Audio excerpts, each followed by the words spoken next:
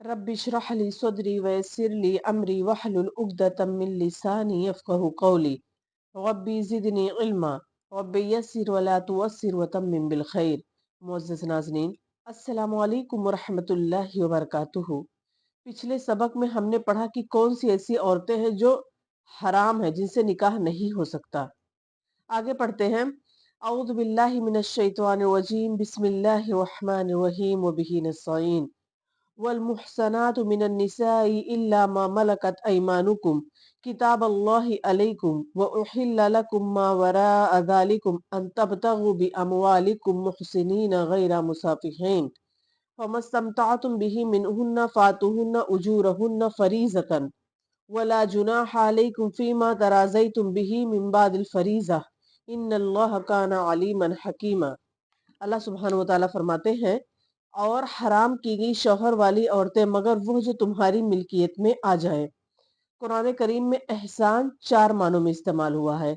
Number 1 शादीशुदा होना, number 2 पाकदामनी, number 3 आज़ादी और नंबर 4 मुसलमान।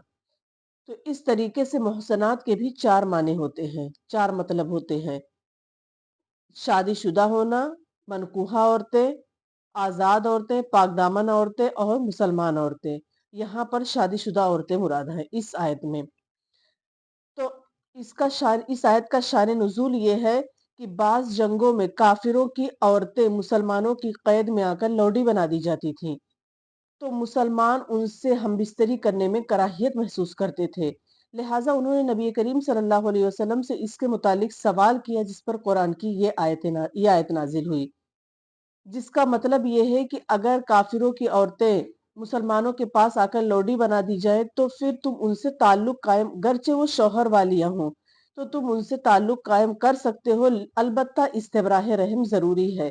इस्तिब्राह रहम क्या होता है कि उनसे ताल्लुक कायम करने से पहले उनका एक हैज आना, उन औरतों का एक हैज आना जरूरी है, ताकि इससे पता चल जाए कि वो हामला हैं या नहीं। और दूसरा ये कि अगर वो हामला है तो वज़ह हमल तक उनसे कोई ताल्लुक कायम नहीं किया जाएगा। तो इस्तिब्राह रहम जरूरी है, यानी उनका एक हैज आना जरूरी है और वज़ह हमल तक उनसे कोई ताल्लुक कायम ना किया जाए, उसके बाद उनसे ताल्लुक कायम कर सकते हैं। उसके बाद अल्लाह सुब्हानहु व तआला फरमाते हैं, अल्लाह ने ये अहकाम तुम पर फर्ज कर दिए हैं और उन औरतों के सिवा और औरतें तुम्हारे लिए हलाल की गई कि अपने माल के महर से तुम उनसे निकाह करना चाहो, बुरे काम से बचने के लिए, ना कि शहवत रानी के लिए। मज़कूरा बाला जो औरतें हराम बताई गई हैं, उनके अलावा कुछ औरतें ऐसी हैं जिनसे निकाह करना जायज़ है, लेकिन उसके लिए भी 4 शर्तें हैं। पहली शर्त ये है कि तलब किया जाए, यानी ईजाब और कबूल जरूरी है। दूसरा ये कि उनको उनका महर दो, और तीसरा ये कि शहवत रानी के लिए, अपनी नफ्सी ख्वाहिशात को पूरी करने के लिए सिर्फ शादी नहीं करना है कि कुछ महीने, कुछ वक्त के लिए शादी कर लिया, उसके बाद उसको तोड़ दिया। ऐसा नहीं, बल्कि हमेशा के लिए उसको अपने निकाह में लेकर आना है। और चौथी चीज बताई गई कि छुपी यारी दोस्ती ना हो, यानी अलल ऐलान शादी की जाए, निकाह किया जाए और गवाहों की मौजूदगी में निकाह किया जाए। तो ये 4 शर्तें जो है इस आयत से मुस्तफाद हैं। आगे अल्लाह ताला फरमाते हैं, इसलिए जिनसे तुम फायदा उठाओ उन्हें उनका मुकर्रर किया हुआ महर दे दो। यानी ये इस अम्र की तरफ ताकीद है कि जिन औरतों से तुम निकाह शरई के जरिए से लज्जत हासिल करने जा रहे हो, इस्तिमता हासिल करने जा रहे हो, तो फिर जरूरी ये है कि तुम उनको उनका महर दे दो। यानी औरत से ताल्लुक कायम करने से पहले शरई लिहाज से उसका महर जरूरी है, और महर मुकर्रर हो जाने के बाद तुम आपस की रजामंदी से जो तय कर लो, उसमें तुम पर कोई गुनाह नहीं है। बेशक अल्लाह इल्म वाला, हिकमत वाला है। यानी यहाँ पर बताया गया कि इसमें आपस में अगर लड़की के घर वाले और लड़के के घर वाले दोनों आपस में बाहमी रजामंदी से अगर महर में कमी बेशी करना चाहें तो कर सकते हैं, इसमें कोई मुजायका, कोई गुनाह नहीं है। आगे अल्लाह ताला फरमाते हैं, वमन लम यस्तति मिनकुम तौलन अन यनकिहल मुहसनातिल मुमिनाति फमिम्मा मलकत अयमानुकुम मिन फतायातिकुमुल मुमिनात वल्लाहु आलमु बिईमानिकुम बअज़ुकुम मिन बाज़ فَأَنْكِحُوهُنَّ بِإِذْنِ أَهْلِهِنَّ وَآتُوهُنَّ أُجُورَهُنَّ بِالْمَعْرُوفِ مُحْصَنَاتٍ غَيْرَ مُسَافِحَاتٍ وَلَا مُتَّخِذَاتِ أَخْدَانٍ فَإِذَا أُحْصِنَّ فَإِنْ أَتَيْنَ بِفَاحِشَةٍ فَعَلَيْهِنَّ نِصْفُ مَا عَلَى الْمُحْصَنَاتِ مِنَ الْعَذَابِ ذَلِكَ لِمَنْ خَشِيَ الْعَنَتَ مِنْكُمْ وَأَنْ تَصْبِرُوا خَيْرٌ لَكُمْ وَاللَّهُ غَفُورٌ رَحِيمٌ۔ اللہ سبحانہ وتعالیٰ فرماتے ہیں کہ اور تم میں سے جس کسی کو آزاد اور مسلمان عورتوں سے نکاح کرنے کی پوری وسعت اور طاقت نہ ہو تو وہ مسلمان لوڈیوں سے جن کے تم مالک ہو اپنا نکاح کر لے۔ اللہ تمہارے اعمال کو بخوبی جاننے والا ہے، تم سب آپس میں ایک دوسرے کے ہم جنس ہو، اس لیے ان کے مالکوں کی اجازت سے ان سے نکاح کرو۔ یعنی اگر کوئی شخص جو ہے وہ مسلمان عورت سے نکاح کرنے کی طاقت نہیں رکھتا، یعنی اس کے پاس اتنا مال نہیں ہے کہ وہ کسی آزاد مسلمان عورت سے نکاح کر سکے، تو پھر وہ اپنی بادی سے نکاح کر سکتا ہے۔ اس آیت کے ذریعے سے یہ بھی پتا چلا کہ بادی کا مالک ہی اس کا ولی ہوتا ہے اور اس کی اجازت کے بغیر بادی کہیں اور نکاح نہیں کر سکتی۔ اسی طریقے سے نوکر کا مالک ہی اس کا ولی ہوتا ہے، اس کی اجازت کے بغیر وہ کہیں بھی نکاح نہیں کر سکتا۔ تو یہاں پر مالک اپنی نوکرانی سے اپنی بادی سے نکاح کر سکتا ہے اور قاعدے کے مطابق ان کو مہر دو، وہ پاک دامن ہو، نہ کہ اعلانیہ بدکاری کرنے والیاں، نہ خفیہ آشنائی کرنے والیاں۔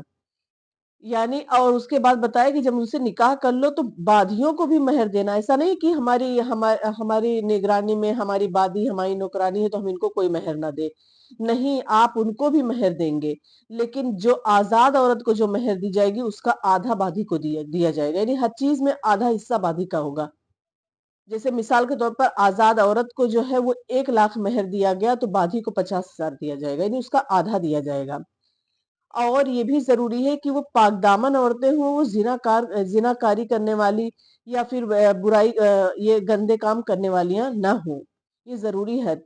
حضرت ابو ہریرہ رضی اللہ عنہ سے مروی ہے کہ نبی کریم صلی اللہ علیہ وسلم نے ارشاد فرمایا، حضرت ابو ہریرہ رضی اللہ عنہ سے مروی ہے، فرماتے ہیں میں نبی کریم صلی اللہ علیہ وسلم کو فرماتے ہوئے سنا ہے کہ جب تم میں سے کسی کی لوڈی زنا کرے اور اس کا زنا ظاہر ہو جائے تو اسے حد کے طور پر کوڑے مارے جائیں، اور اس کا زنا ظاہر ہو جائے تو چاہیے کہ اسے فروخت کر دیا جائے، اگرچہ بال کی ایک رسی ہی کے بدلے میں ہو۔ یعنی ایسی عورتوں کو ایسے بادیوں کو فروخت کر دینا چاہیے۔ اور اس کے بعد اللہ تعالیٰ فرماتے ہیں کہ پس جب یہ لوڈیاں نکاح میں آ جائیں پھر اگر وہ بے حیائی کا کام کرے تو انہیں آدھی سزا ہے اس سزا سے جو آزاد عورتوں کی ہے۔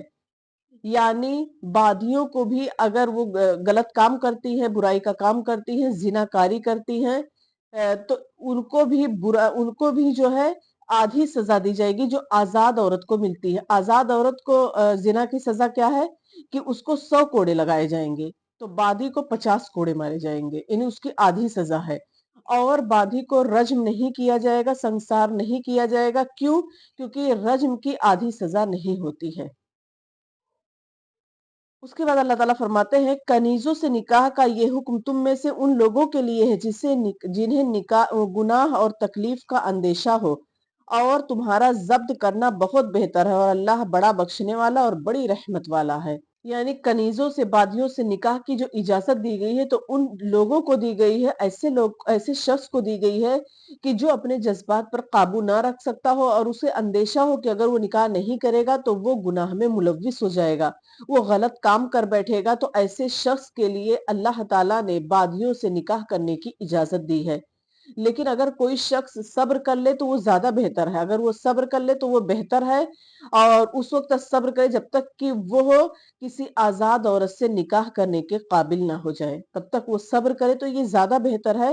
لیکن اگر کسی کو اندیشہ ہے کہ وہ اگر نکاح نہیں کرے گا تو وہ غلط کام میں ملوث ہو جائے گا، غلط کام کر بیٹھے گا، برائی کا کام کر بیٹھے گا، اور اپنے جذبات پر وہ قابو نہیں کر پا رہا ہے، تو پھر اس کو بادی سے نکاح کرنے کی اجازت ہے۔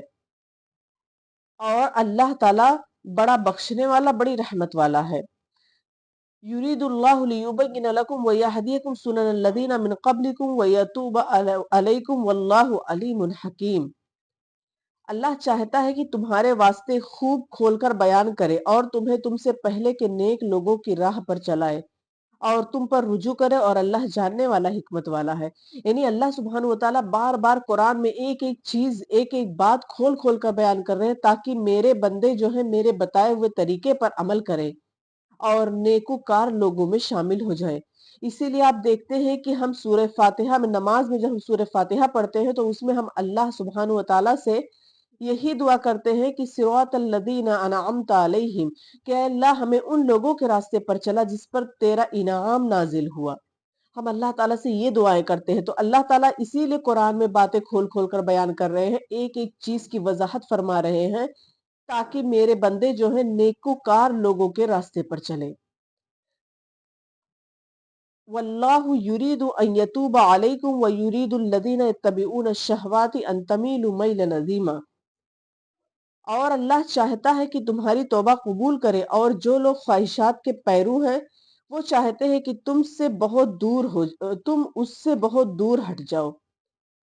اللہ تعالیٰ چاہتے ہیں کہ میرے بندے اگر ان سے کوئی غلطی سرزد ہو گئی ہے تو وہ میرے حضور آ کر توبہ کرے اور میں ان کی توبہ قبول کر لوں، کیونکہ توبہ کا دروازہ اس وقت تک کھلا ہوا ہے جب تک انسان کی سانس نہ اٹکے، جب تک اس کا غرغر کا حالت نہ، نزے کا عالم نہ شروع ہو، تب تک اس کے لیے توبہ کا دروازہ کھلا ہوا ہے، یعنی وہ کبھی بھی توبہ کر سکتا ہے۔ لیکن اگر وہ اس کی غرغر کی حالت شروع ہوگی، اس کے نزا کا عالم شروع ہو گیا، اس کے موت کا وقت قریب آ گیا، تو وہ لاکھ توبہ کر لے تو اس کی توبہ قبول نہیں ہوتی ہے۔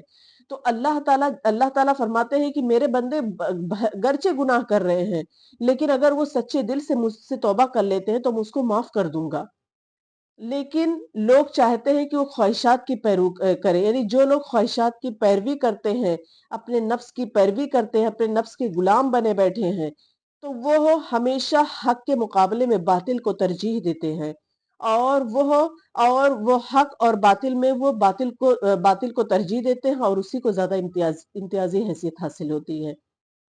اس کے بعد اللہ سبحانہ وتعالیٰ فرماتے ہیں یرید اللہ ان یخفف عنکم وخلق الانسان ضعیفا، اللہ چاہتا ہے کہ تم سے تخفیف کر دے کیونکہ انسان کمزور پیدا کیا گیا ہے، اسی کمزوری کی وجہ سے اس سے گناہ میں مبتلا ہونے کے زیادہ چانسز ہوتے ہیں۔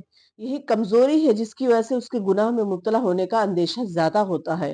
اسی لیے اللہ سبحانہ وتعالیٰ نے ممکن آسانیاں فراہم کر دی ہیں، اور ان میں سے ایک آسانی یہ بھی ہے کہ وہ اگر اپنے جذبات پر قابو نہیں رکھ پاتا ہے تو وہ پھر اپنی لوڈی سے نکاح کر سکتا ہے۔ ان میں ایک آسانی اللہ سبحانہ وتعالیٰ نے یہ بھی فرمائی۔ آگے اللہ تعالیٰ فرماتے ہیں کہ انسان جو ہے وہ کمزور ہے۔ آخر میں اللہ تعالیٰ سے دعا ہے کہ اللہ تعالیٰ ہمیں کہنے سننے سے زیادہ اس پر عمل کرنے کی توفیق عطا فرمائے، ہمارا خاتمہ بالخیر کرے اور ہمیں قرآن کو صحیح معنوں میں سمجھنے والا بنائے۔ آمین۔ وآخر دعوانا ان الحمد للہ رب العالمین۔ السلام علیکم ورحمۃ اللہ وبرکاتہ۔